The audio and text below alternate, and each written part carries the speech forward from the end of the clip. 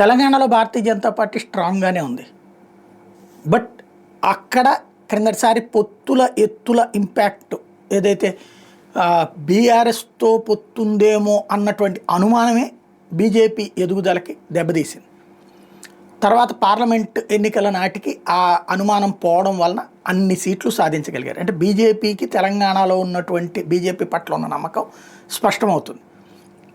Number 2, ఇప్పుడు ఆంధ్ర పరిస్థితి ఏంటి? భారతీయ జనతా పార్టీ ఇక్కడ ఒరిజినల్ పార్టీ మూలాలు ఉన్నటువంటి వాళ్ళు మొన్న సోమవీర్రాజు కావచ్చు, శ్రీనివాస్ వర్మ కేంద్ర మంత్రి, ఈ ఇద్దరు మంచి పొజిషన్సే ఇచ్చారు.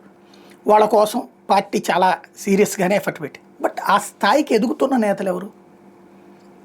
ఆ స్థాయికి మిగతా నేతలు ఒక విష్ణువర్ధన్ రెడ్డి, ఒక మాధవ్, ఒక రమేష్ నాయుడు ఇట్లాంటి వాళ్ళందరినీ ఎందుకు పికప్ చేయట్లేదు అంటే ఎవరు పికప్ చేయాలి? జాతీయ నాయకత్వం పికప్ చేయాలి. ఎందుకని? రాష్ట్ర స్థాయిలో వచ్చేటప్పటికి లీడ్ చేస్తున్న వాళ్ళు అందరూ బయట నుంచి వచ్చినటువంటి వాళ్ళే. అటు పురంధేశ్వరి కావచ్చు, అటు కిరణ్ కుమార్ రెడ్డి కావచ్చు, అట్లాగే ఇప్పుడు ఎమ్మెల్యేలుగా ఎంపీలుగా గెలిచినటువంటి వాళ్ళలో 3/4 మంది అందరూ బయట నుంచి వచ్చినటువంటి వాళ్ళే.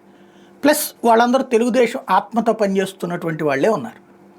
మరి ఇక భారతీయ జనతా పార్టీ ఎలా సర్వైవ్ అవుతుంది అంటే ఈ సోమవీర్రాజు లాంటి వాళ్ళని ఒకళ్ళకి ఇచ్చారు, లేకపోతే శ్రీనివాస్ వర్మ. వాళ్ళు కూడా ఏం చేస్తున్నారు? ప్రస్తుతం చంద్రబాబుని ప్రసన్నం చేసుకుంటే బెటర్ అన్న దూరంలో వాళ్ళు ఆ స్టేట్మెంట్లు ఇవ్వక తప్పని పరిస్థితి.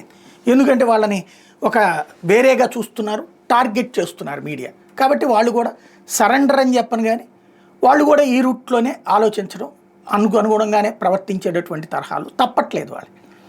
ఇప్పుడు ఇంకా భారతీయ జనతా పార్టీకి సంబంధించినటువంటి పరిస్థితి ఏంటి?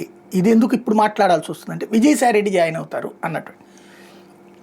ఒకప్పుడు అంటే నాన్ కరప్టెడ్ పార్టీ అన్నటువంటి ముద్ర నుంచి క్రిందటిసారి కరప్షన్ వాళ్ళు బీజేపీలోకి వస్తే ఆటోమేటిక్గా శుద్ధపోసలు అవుతారు అన్నటువంటిది పెద్ద చర్చకే కారణమైంది. అందులో ఎవరెవరు క్రిందటిసారి వచ్చారు, వాళ్ళ వెనకాల అంతకుముందు ఉన్న కేసులు ఏంటి, బీజేపీ వాళ్ళే రైట్ చేసిన ప్రశ్నలు ఏంటి, ఫైనల్గా ఇక్కడికి వచ్చాక వాళ్ళ కేసులు ఏమైనాయి, ఇవన్నీ పెద్ద చర్చకే దారితీసి. ఇప్పుడు అదే పరిస్థితి విజయసాయి రెడ్డికి కూడా జరిగితే పార్టీ ఏమని చెప్పుకుంటుంది సమాధానానికి సంబంధించినంత వరకు? ఇది ఒక ఆస్పెక్ట్. ఇంకోటి, ఇక పార్టీలో బీజేపీనే లైఫ్ అని నమ్మేటటువంటి వాళ్ళు ఎంతమంది ఉంటారు? ఇది $1 మిలియన్ ప్రశ్న.